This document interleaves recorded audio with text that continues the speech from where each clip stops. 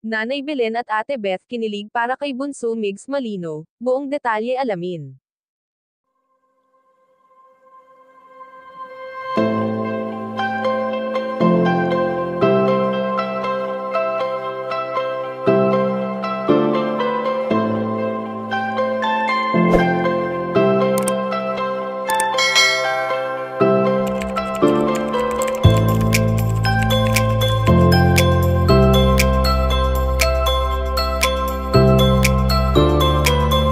Hindi naman lingid sa kaalaman ng lahat na buong pusong sumusuporta ang pamilya Malino sa kung anong nais gawin ng binata. Sa lahat ng oras at pagkakataon na nakikita natin ang kanilang samahan ay tila ba nakakataba ng puso, dahil sa sama-sama nilang pinagtatagumpayan ang mga adhikain ni Bunso Migs Malino.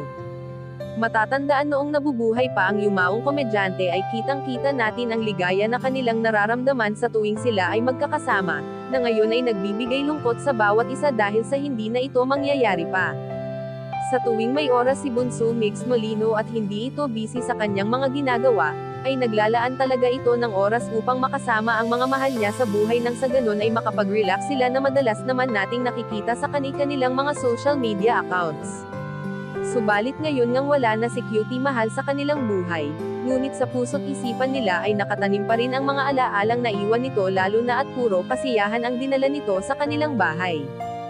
Sa ngayon nga ay ayon sa aming impormasyon na nakalap na kinilig sina Nanay Belen at Ate Beth para sa binata, dahil sa naging post nito na kahit anong pagsubok ang kanyang napagdaanan ay marami pa rin ang nagmamahal sa kanya.